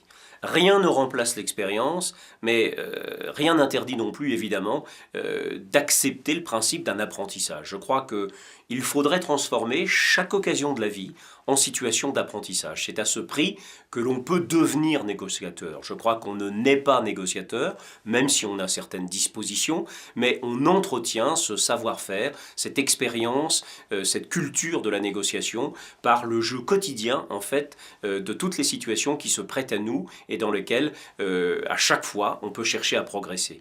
Et vous avez vu que progresser peut se faire dans différents registres. D'abord, dans le registre de la préparation, où un négociateur n'a jamais tout vu, n'a jamais tout fait. Et je crois que cette précaution-là, cette prudence-là, c'est vraiment une prudence à entretenir dans un monde comme aujourd'hui, extrêmement fébrile, très impatient, où les gens prétendent ne pas avoir suffisamment de temps, et qu'à ce prix, effectivement, on s'aborde et on sabote peut-être un petit peu, à tort, la phase préparation. Et c'est dommage qu'ensuite, évidemment, dans la négociation, même avec beaucoup de talent, on ait ce manque-là, parce que c'est toujours un handicap que de venir sans une bonne préparation. Esprit de méthode également pour conduire sa négociation. Je crois que improviser dans la négociation, la spontanéité dans la négociation, si ce sont de belles qualités par ailleurs, ne sont pas des éléments essentiels dans la négociation. Il y a un esprit de méthode, la manière de conduire sa négociation, selon les 4 C que l'on a vus tout à l'heure, cette capacité de recul sur soi-même, des comportements à avoir, de la qualité d'écoute, de la qualité de fermeté, de la qualité de combativité, sont des éléments qui incitent aussi le négociateur à faire des efforts, à bien se connaître. Et je crois que dans la négociation, c'est aussi une épreuve psychologique, la négociation. Donc quelqu'un qui se connaît bien, en général, arrivera mieux à traverser des situations difficiles parce qu'il sait à quoi il est sensible, parce qu'il sait sur quoi s'appuyer, sur ses points forts et sur ses points plus faibles. Donc dans la négociation, il y a de l'esprit de méthode, il y a de l'état d'esprit en général, de la psychologie au sens prise de connaissance de ses propres points forts, prise en compte également de l'interlocuteur.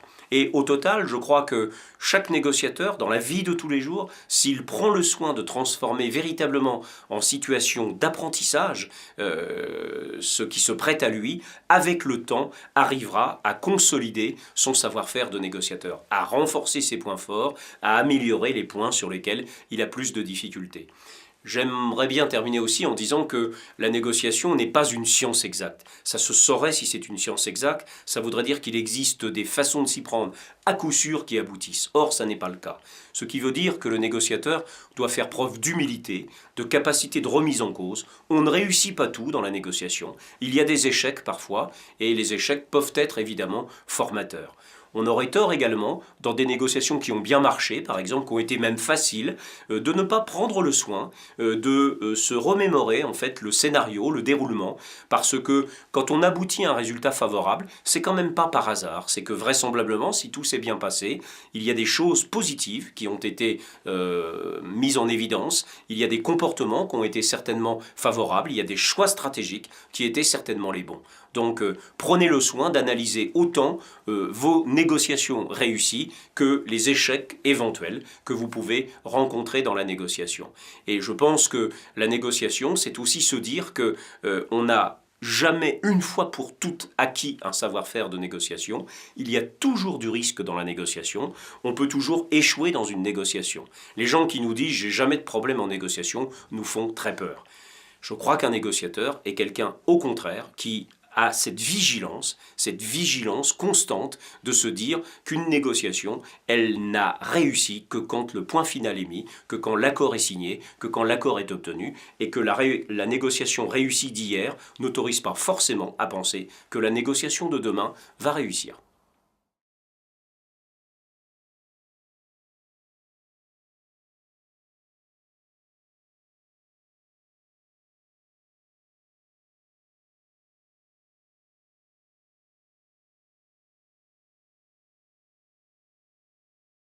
Bien, alors imaginons qu'on soit mari et femme, on est à la fin de l'année. Et il faut qu'on discute un petit peu de ce qu'on fait à Noël, là. Mais en revanche, et je crois qu'il faut quand même commencer par là, je crois que tu me confirmes qu'en mai, tu as une semaine de congé. Oui. Hein, c'est bien ça. Et je souhaiterais qu'on en parle là, parce qu'il va falloir prendre des décisions quand même si encore une fois on a des choses à décider pour la fin de l'année. Je voudrais qu'on anticipe et qu'on regarde ensemble qu'est-ce qu'on fait dans cette fameuse semaine de mai, je crois que c'est la deuxième. Tout à fait. On est bien d'accord sur les dates déjà, oui, c'est le oui, plus important.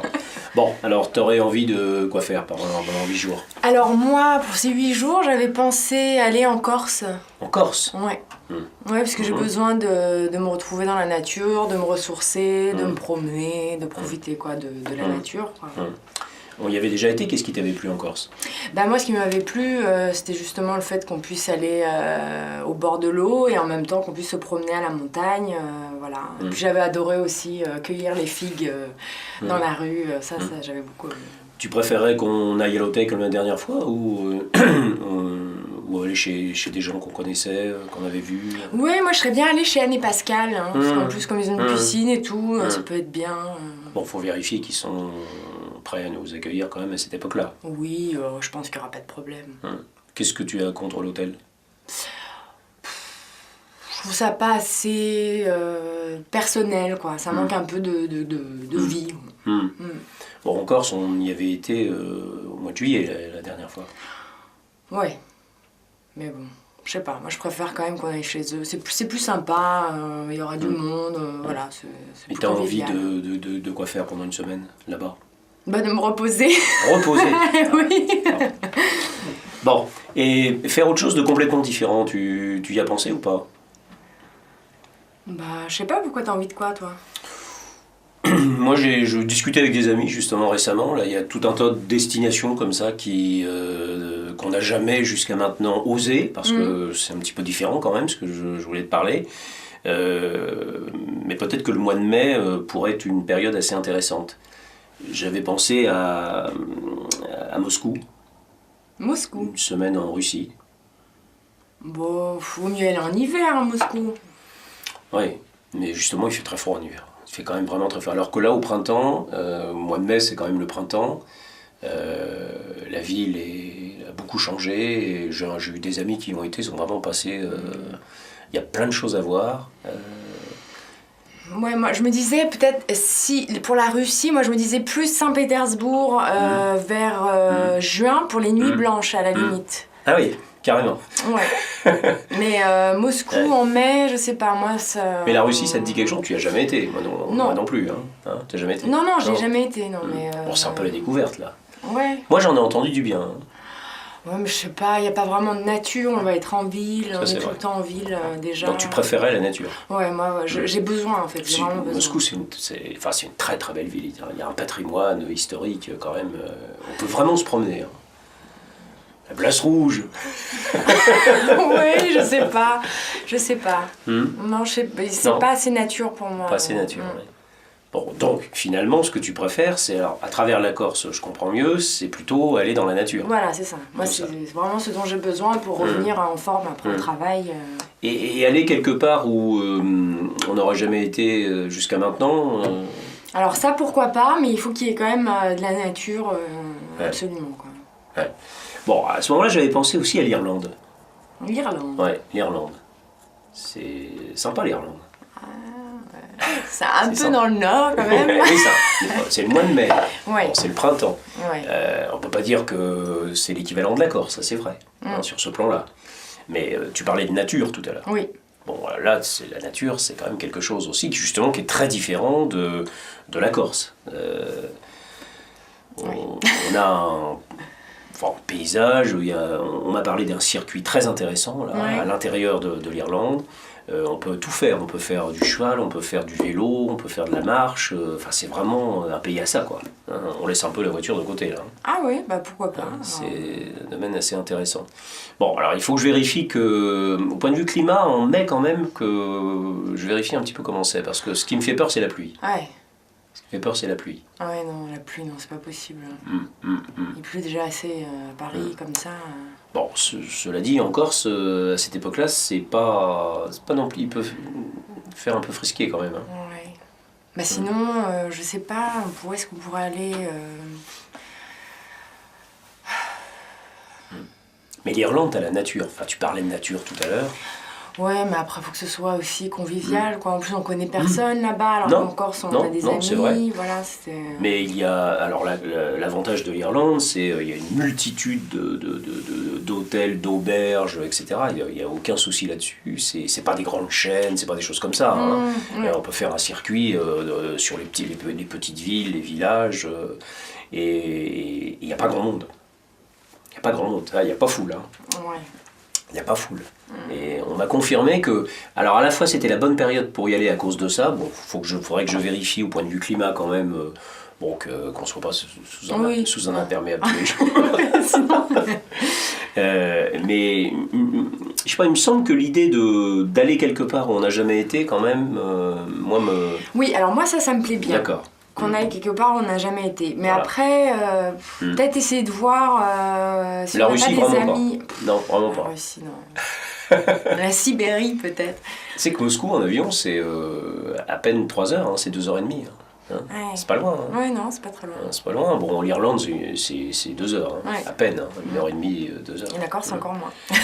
Ouais. Bon, il y a un peu de soucis parfois, un petit peu avec la Corse quand même, mais c'est pas.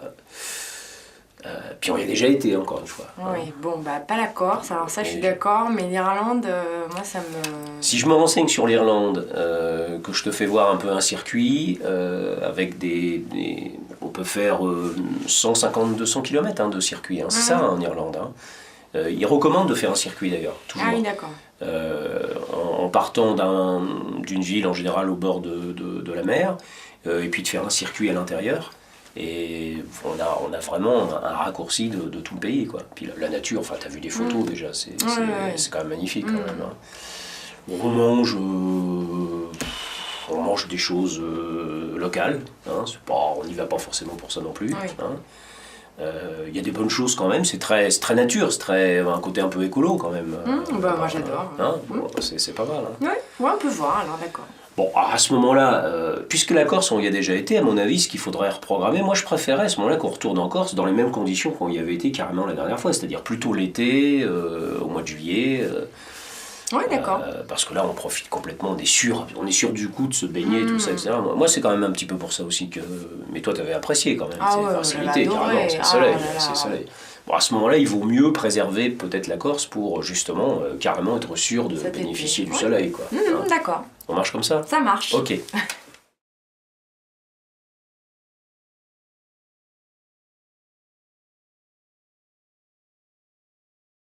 Bien, cet exemple donne accès à des négociations de la vie de tous les jours, dans un contexte qu'on pourrait qualifier ordinaire, mais dont le résultat n'est pas si ordinaire que ça, puisqu'il peut y avoir des résultats malheureux si on se dispute, si on ne se met pas d'accord, ça va mal se terminer et mal se passer.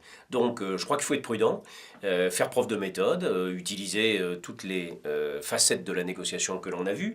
Par exemple, dans un premier temps ici, de l'importance d'avoir une petite consultation, même brève, mais qui permet au moins de connaître les attentes, les besoins, les envies, les goûts, les arguments aussi de la personne avec laquelle vous négociez. Donc, fort de cette consultation, on arrive à mieux collecter des informations, mieux comprendre sa logique, mieux comprendre ce qui lui plaît, ce qu'elle a envie. Elle livre une partie d'elle-même, et ça, évidemment, on s'en servira plus tard quand il s'agit d'argumenter. Autre aspect aussi dans cette négociation-là, qui est encore une fois un domaine assez sensible, parce que très subjectif, c'est pas un domaine mesurable de business, d'affaires ou quoi que ce soit, mais il y a aussi une relation affective, donc il faut faire attention à ce que l'on va dire, il faut être prudent, et par exemple ici, de tester un peu son interlocutrice avec ce que j'appellerais une HHH, c'est-à-dire une hypothèse un peu repoussoire.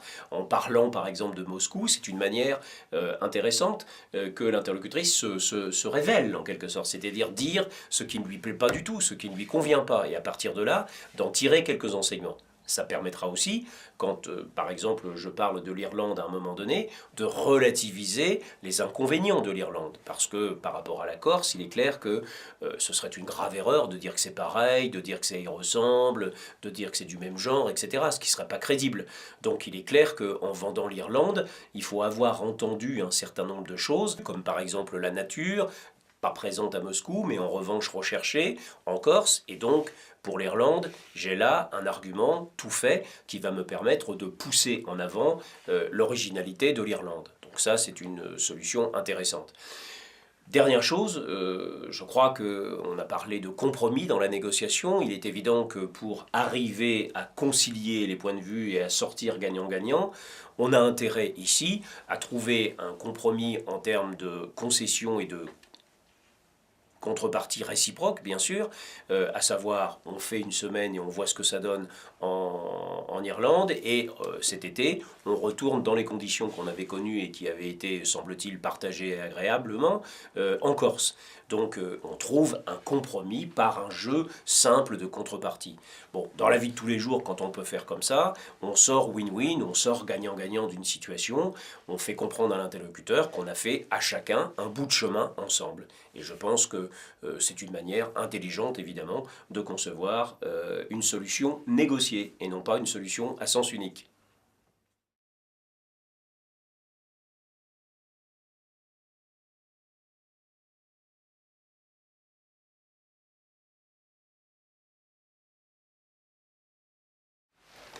Alors, imaginons que nous sommes dans une entreprise, je suis le directeur d'un organe de presse et vous êtes l'assistante commerciale qui travaillait dans la société depuis 2 ans. Et vous venez de me voir, et vous m'avez prévenu pourquoi d'ailleurs, pour me parler de votre salaire, puisque depuis 2 ans, il n'a pas bougé. Donc je suis venue vous voir donc, au sujet de mon salaire. Voilà, donc je sais que je suis jeune, voilà, que c'est mon premier emploi, mais ça fait quand même 2 ans que je suis dans la boîte, que j'ai développé quand même beaucoup de contacts, enfin que j'ai beaucoup de clients quand même qui sont venus grâce à moi, voilà, et j'aurais aimé voilà, avoir enfin voir si on pouvait s'arranger pour avoir une augmentation. Voilà. Bien. Bon, bah écoutez, vous venez de le dire vous-même, hein, vous êtes jeune, c'est votre premier emploi, je crois que vous avez encore vos preuves à faire. Je sais pas. Je sais pas, parce que enfin voilà, quand je vois Nadine, qui est pas beaucoup plus âgée que moi non plus, qui a pas énormément plus d'expérience que moi, voilà, et qui, bon, effectivement, est dans la boîte depuis plus longtemps, je trouve qu'il y a quand même une importante différence de salaire, et je trouve ça pas forcément justifié de par le travail que je fournis dans l'entreprise. Bon, Quand vous êtes rentré, vous avez accepté à la fois ce poste et le salaire que vous avez actuellement. Je pense que vous n'imaginiez pas quand même que dans l'année ou dans les 2 ans qui suivent, il puisse être de façon significative modifié dès l'instant que votre mission et votre fonction n'a pas changé pour l'instant. Bah, à vrai dire, si, j'imaginais que si. Mais c'est ce que vous imaginiez. Oui. Mais pour qu'il y ait une augmentation de salaire, il faut qu'il y ait une contrepartie, c'est-à-dire que vous proposiez ou que vous auriez fait des choses qui vont au-delà des objectifs ou au-delà de la mission qu'on vous a confiée. Or, ce n'est pas été le cas cette année. Vous avez, de façon assez conforme, rempli votre fonction. Bah, j'ai quand même ramené pas mal de clients nouveaux, quoi. C'est ce qu'on attendait de vous. D'accord. C'est ce qu'on attendait de vous. Comment vous voyez évoluer votre place dans la société ? Bah, pour l'instant, je sais pas trop, mais j'imaginais déjà qu'en commençant par une légère augmentation, voilà, du coup, peut-être que j'aurais eu des fonctions, accès à d'autres fonctions aussi dans l'entreprise, voilà, qui auraient pu me permettre d'évoluer. Bon, on est dans une activité, vous savez, très sincèrement, on n'augmente pas le fixe, quoi. Il peut y avoir des augmentations par rattrapage du coût de la vie, mais ce n'est pas vraiment des augmentations. Ça. D'ailleurs, je crois que l'année dernière, vous avez eu 1,5% simplement, mais ça, ce n'est pas une augmentation, c'est un rattrapage. Bon, vraisemblablement, cette année, vous allez à nouveau avoir un 25 ou un 50, qui est en fait le réajustement en fait, du salaire fixe. Bon, a priori, il n'y a pas de perspective, là, pour l'instant, d'amélioration, de changement de votre rémunération fixe qui est prévue. Bon, et du coup, qu'est-ce que vous proposez Comme vous le disiez tout à l'heure, je pense que vous êtes encore dans une période un peu probatoire. Bon, c'est vrai que dans ce métier-là, il faut un certain temps pour s'installer quand même. Hein. Il faut un certain temps pour que les nouveaux prospects que vous avez, les nouveaux clients que vous avez conquis, soit fidélisé, parce que pour nous c'est ça qui est essentiel. Donc j'aurais tendance à dire ce que l'on va chercher à bien vérifier encore dans l'année qui vient en particulier, que ces clients acquis ont été satisfaits et qu'on va les retrouver fidélisés cette année. Et je pense que ça, ce sera un point très fort pour vous. Oui, mais ça, j'en doute pas une seconde. Je veux dire, ils sont très contents des services qu'on leur a offerts, voilà, de l'accueil, tout ça. Ils ont été très satisfaits, donc je vois pas pourquoi ils iraient voir dans une autre entreprise, quoi. Toujours du risque, hein. Oui. Mais alors, du coup, comment on peut s'arranger, alors? Parce que...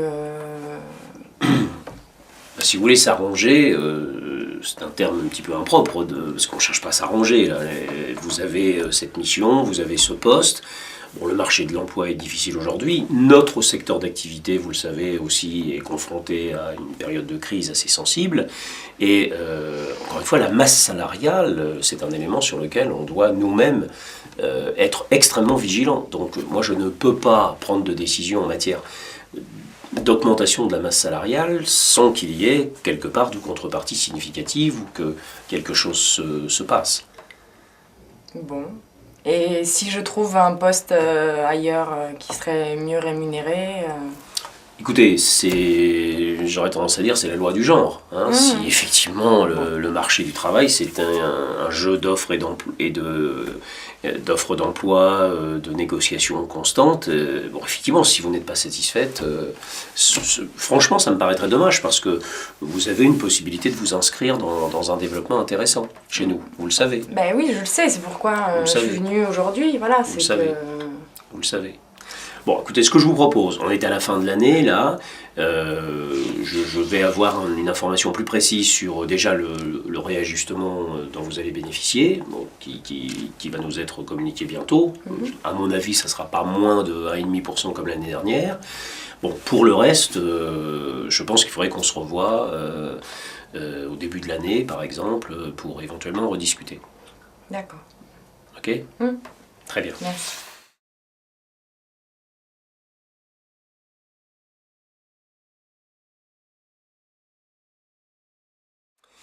Voilà, ce que nous venons d'entendre ici, c'est peut-être ce que vous avez vécu vous-même, parce que la demande d'augmentation de salaire est une situation réputée délicate, qui finit parfois par un mauvais résultat, et voire même qui finit par de la frustration et pas mal de fâcheries. Pourquoi? Parce que très souvent, dans la démarche de demande d'augmentation de salaire, dès le départ, en fait, c'est la demande elle-même qui fait problème. Venir voir son patron pour lui demander une augmentation de salaire, c'est créer forcément déjà un sentiment quelque part de déséquilibre dans la négociation. C'est quelqu'un qui va être amené à donner quelque chose contre rien. On pourrait dire de la même manière dans une relation client-fournisseur. Si vous êtes client, le fournisseur vient vous voir en vous expliquant que ce qu'il vous a vendu l'année dernière, il va vous le revendre l'année prochaine, mais que ça coûte plus cher. Je crois que jamais personne n'est content forcément d'une situation comme celle-là. Donc oubliez le mot augmentation, oubliez de concevoir votre entretien sous forme d'une revendication en prétendant que vous avez peut-être bien travaillé, mais que maintenant vous souhaitez que votre salaire évolue. Et peut-être même aussi, comme vous l'avez dit tout à l'heure, de dire on va faire un arrangement, ce qui est quand même en la matière un petit peu difficile d'imaginer un arrangement. Alors, comment conduire un entretien de ce genre? Je crois que dans un premier temps, il serait heureux de faire un bilan avec son patron de l'année en cours, de manière à dégager ce qui a bien marché, ce qui a moins bien marché éventuellement, voire même un échec ou une difficulté rencontrée. En espérant bien sûr que pour créer des conditions favorables, bien entendu, les conditions soient globalement positives, c'est-à-dire que le bilan soit plutôt favorable. Une fois que ce bilan a été favorable, ce serait de reprendre la parole et d'interroger son patron, de l'interroger sur comment la mission et sur quoi la mission pourrait évoluer. Qu'est-ce qu'on pourrait modifier, qu'est-ce qu'on pourrait proposer, c'est-à-dire être force de proposition en indiquant un certain nombre de tâches, un certain nombre de responsabilités, un certain nombre de choses sur lesquelles on est prêt à s'engager. Ça peut être très quantitatif, parfois des objectifs évidemment commerciaux, ça peut être aussi très qualitatif, des choses dont on ne s'est pas occupé jusqu'à maintenant et dont on estime qu'elles sont nécessaires pour l'intérêt de l'entreprise et la réussite de sa fonction. Donc une fois qu'on a alerté son patron avec son accord sur un certain nombre de choses qui enrichissent en fait la fonction et la mission, vient le moment là de surtout pas parler d'augmentation, mais de dire cette nouvelle mission enrichie, ces nouveaux objectifs, ces nouvelles tâches que je propose et qui me paraissent utiles pour l'entreprise et qui moi m'intéressent. Tout ceci, j'estime que ça nécessite de rediscuter maintenant d'une nouvelle base de rémunération. Donc l'année dernière, j'avais une rémunération annuelle de temps. Cette année, par rapport à cette nouvelle mission, puisque vous êtes pour l'instant d'accord, mais il faudra le vérifier avec l'ensemble des choses que je propose, eh bien moi, ma demande, c'est une nouvelle rémunération. Mais j'évite tout pourcentage, tout rappel d'une augmentation ou quoi que ce soit. Et là, à ce moment-là, évidemment, on se prête à la négociation. C'est-à-dire, ça veut dire qu'on est prêt à renégocier éventuellement la nouvelle pesée en fait de ce poste. Et je crois que conçu comme ça, on est dans un jeu gagnant-gagnant de contrepartie. C'est-à-dire que moi-même, je propose quelque chose et évidemment, en contrepartie, eh bien, ma fonction étant redessinée, reconfigurée, il est légitime à partir de là que financièrement, bien sûr, ce soit différent. Donc ça se discute.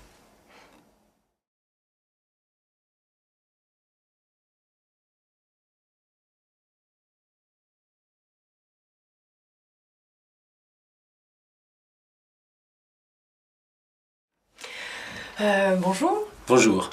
Je suis très contente que vous ayez accepté de me recevoir. Voilà, parce qu'en fait, j'aurais aimé avoir un peu votre avis sur mon travail avec vous, voilà, pour m'éclairer un peu, savoir un peu dans quelle direction il faudrait plus que je me dirige. Voilà. D'accord, ça fait 2 ans que vous êtes chez nous. Bien. Bon, écoutez, puisque ça fait 2 ans que vous êtes là, vous avez été confirmé dans votre fonction. Globalement, il faut quand même le rappeler, c'est que vous êtes dans ce poste-là conforme à ce qu'on attendait, et donc vous avez fait la preuve que vous saviez parfaitement vous adapter, remplir cette fonction. Ça, c'est une chose. Bon, même si tout n'a pas forcément été depuis l'origine, on s'est aperçu que vous êtes une bonne commerciale, que vous avez un bon sens de la clientèle, vous avez décroché, c'est vrai, des clients nouveaux, ça c'est clair. Hein, et d'ailleurs, c'était un des buts particulier de ce poste, qui n'est pas facile d'ailleurs de décrocher les clients nouveaux. Bon, on l'avait constaté, mais je vous l'avais dit déjà en cours d'année, que le suivi de certains clients nouveaux avait peut-être été un petit peu défaillant à certains moments. Oui. Donc là, il y aurait peut-être des améliorations à faire. Les clients sont toujours les premiers à se plaindre, hein, si jamais on ne les suit pas, si on ne les accompagne pas, ils se sont manifestés. Hein. Donc globalement, effectivement, j'estime que sur cette tâche délicate qui est de la conquête de nouveaux clients, vous avez répondu tout à fait favorablement à nos attentes. Bien, je suis très contente que vous soyez plutôt satisfait de mon travail, surtout que j'ai pu donc, me confronter au concret de trouver de nouveaux clients. Donc voilà, c'est pas facile. Oui, non, c'est vrai que c'est pas évident. Donc maintenant, je sais qu'il faut vraiment les accompagner plus encore que ce que je pensais. Mais par contre, j'aimerais bien m'investir encore plus voilà, dans mes fonctions et je voudrais savoir donc, si ça vous intéresserait que j'approfondisse encore plus mon travail. Ah, écoutez volontiers parce que ça fait 2 ans maintenant que vous occupez ce poste-là, donc vous avez une meilleure visibilité sûrement sur le poste. Bon, je suppose que vous avez peut-être identifié des choses sur lesquelles vous seriez prête à aller. Que vous n'avez pas fait jusqu'à maintenant, c'est ça que vous voulez me dire? Oui, tout à fait. D'accord. Tout à fait. Alors quoi, par exemple? Alors, par exemple, j'avais pensé à... Enfin, en fait, j'ai remarqué qu'on était présent dans la... Enfin, tout ce qui est pharmaceutique, tout à fait, la banque, voilà. Mais par contre, on n'est pas présent dans les services ou l'informatique. Oui, c'est juste. Voilà, donc je m'étais dit que ce serait intéressant pour nous de développer... nos contacts là-dedans, parce que je pense qu'il y a quand même beaucoup... On avait déjà essayé, mais ça n'avait pas marché, mais bon.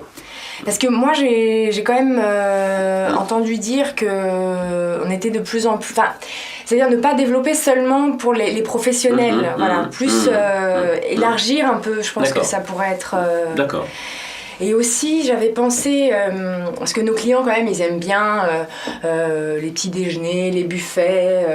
Donc, je m'étais dit que ça pourrait être bien d'organiser des sortes des apéros, ou des petits déjeuners, ou des repas buffets, où les clients pourraient se rencontrer entre eux, discuter.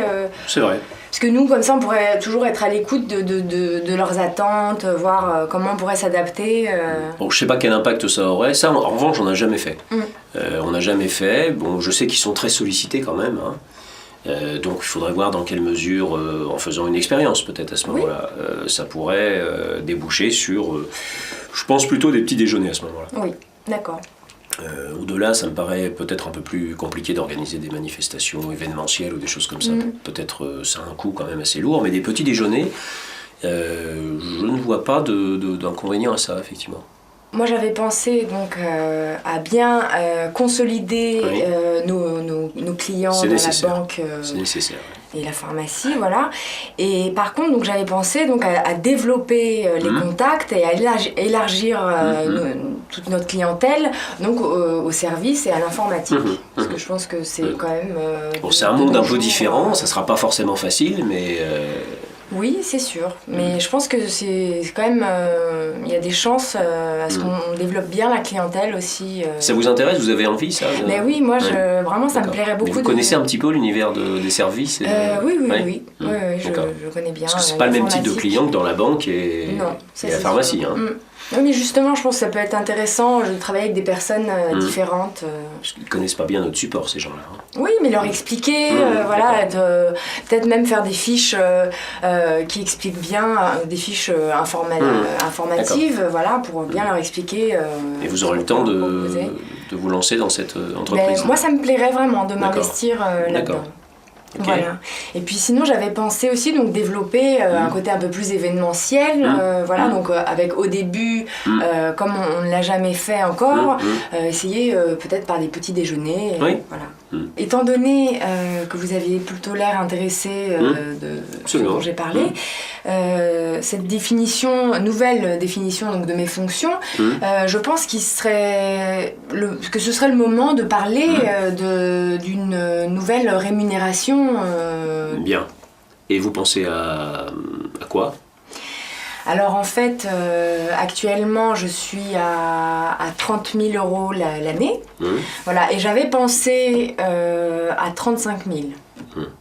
Bon, alors, effectivement, c'est c'est une nouvelle fonction, donc il faudrait qu'on revienne peut-être sur cette définition de manière à préciser exactement en quoi va consister les nouvelles choses que vous allez avoir à faire. Bon, sur le principe, écoutez, à partir du moment où votre fonction s'enrichit et reconfigurée, je crois que ça paraît légitime effectivement de discuter sur des nouvelles bases. Hein. Bon, il ne s'agit pas d'augmentation de salaire, là il s'agit de nouvelles bases par rapport à une nouvelle mission et par rapport à des nouveaux objectifs.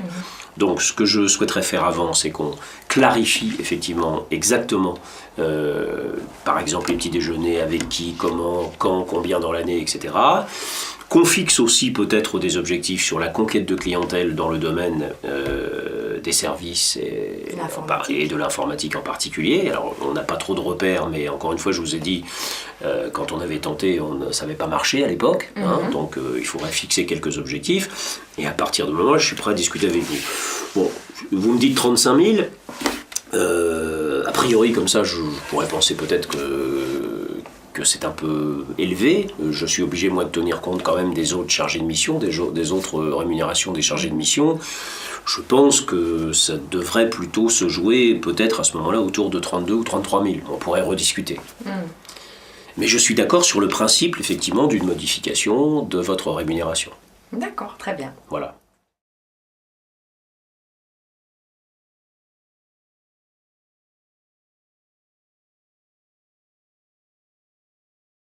Bien, les enseignements tirés de la première situation ont été parfaitement appliqués, je crois, dans cette deuxième exercice.